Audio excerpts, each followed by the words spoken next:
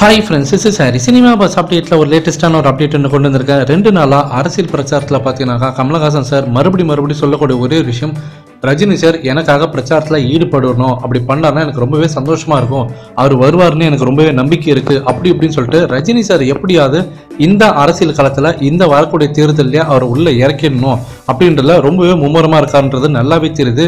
So எங்கே ஆரம்பிச்சிருக்கு அப்படின்றது பார்த்தீங்கன்னாக்கா, ஃபர்ஸ்ட் ஆஃப் ஆல் அவர் என்ன சொல்லியிருந்தாரு, ஒரு 4 நாளைக்கு முன்னாடி ரஜினி சார் என்னோட அலுவலகத்துக்கு வந்திருந்தாரு.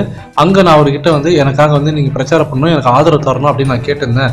அதுக்கு கண்டிப்பாக நான் கூடிய விரைவில் என்னோட நிலைப்பாட்டு என்னன்றதை அவர் சொல்கிறேன்னு சொல்லியிருக்காரு அப்படின்ற மாதிரி அவர் சொல்லியிருந்தாரு.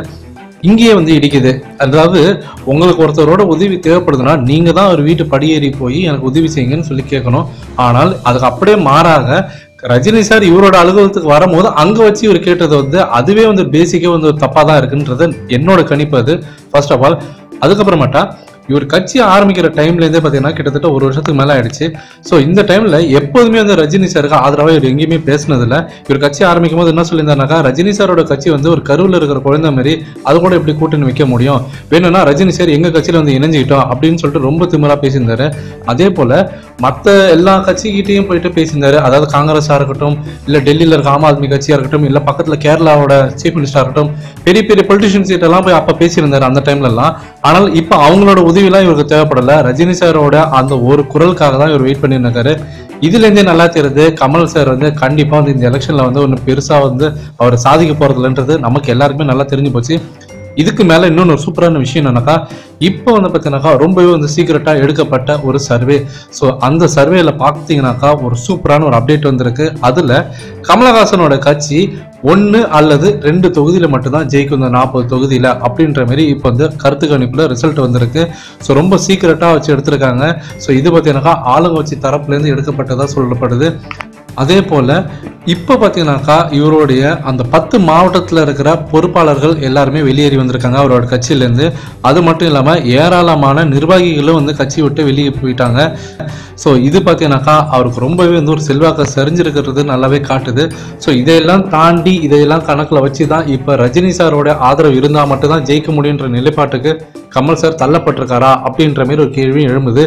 ஆனால் ரஜினி சார் அவரோட நிலைப்பாட்டு என்னன்றதை முன்னாடியே சொல்லிட்டாரு, யாருக்கும் ஆதரவு இல்லைன்றதே அவர் சொல்லிட்டாரு. ஆனால் மீண்டும் மீண்டும் ரஜினி சார் எனக்கு குரல் கொடுத்தா நல்லா இருக்கும், ரஜினி சார் எனக்கு ஆதரவு தந்தாருன்னா சந்தோஷப்படுவேன், ரஜினி சார் எனக்காக களத்துல குதிச்சாருன்னா நான் ரொம்பவே பெருமைப்படுவேன், திரும்ப திரும்ப திரும்ப இப்ப லாஸ்ட் ஒரு 48 மணி நேரத்துல எனக்கு தெரிஞ்சு ஒரு 3-4 இடத்துல இந்த விஷயத்தை பத்தி அவர் பேசிட்டாரு. இன்னைக்கு மறுபடியும் அவர் அதே தான் பேசியிருக்காரு. என்ன சொல்றாருனாக்கா, ரஜினி சார் எனக்காக ஆதரவாக பிரச்சாரம் செய்தால் நான் ரொம்பவே சந்தோஷப்படுவேன் அப்படின்ற மாதிரி சொல்லிருக்காரு. அதே போல சும்மா நான் போய் அவர் எனக்காக ஆதரவு தாங்கன்னு சொல்லி கேட்டா அதுவும் நல்லா இருக்காது அப்படின்ற மாதிரி சொல்லிருக்காரு. இப்போ இது கூட அவர் இன்னொரு விஷயமும் சூப்பரா சொல்லியிருக்காரு. என்னன்னா, ரஜினி சார் கிட்ட அவர் ஆதரவு கேட்கும் போது ரஜினி சார் அதுக்கு ஓகே, கரெக்டான டைம்ல உங்களுக்கு நான் பிரச்சாரம் பண்ண வருவேன் அப்படின்ற மாதிரி சொன்னதாகவும் இப்ப கமல் சார் அவராவே சொல்லின்னு இருக்காரு. இதுக்கு எங்க தான் போய் முற்றுப்புள்ளி முடியுமோ தெரியல. இப்ப எதுக்கு தான் இவர் இந்த மாதிரி பேசுறாருன்றது தெரியல. எப்படியாவது ரஜினி சாரை இப்ப அரசியல் களத்துல இறக்கியே ஆகணும், அவரை வச்சு இவர் ஜெயிக்கலாம் அப்படின்ற மாதிரி கனவு காண்றாரா, இல்ல உண்மையாலுமே ரஜினி சார் இவருக்கு ஏதாவது ஓகே சொல்லிருக்காரா, ஏதாவது ப்ராமிஸ் பண்ணிருக்காரான்றது எதுவுமே தெரியல. ஸோ ரஜினி சார் இதுக்கான ஏதாவது ஒரு அதிகாரப்பூர்வமான ஒரு ஸ்டேட்மெண்ட்டோ இல்ல இதுக்கு ஒரு பிரஸ் மீட் வச்சு இதுக்கு விலக கொடுத்தால் மட்டுமே இதுக்கு ஒரு முற்றுப்புள்ளி இருக்கும் நான் நினைக்கிறேன். ஸோ ஃபேன்ஸ் நீங்க கீழே கமெண்ட் பண்ணுங்க.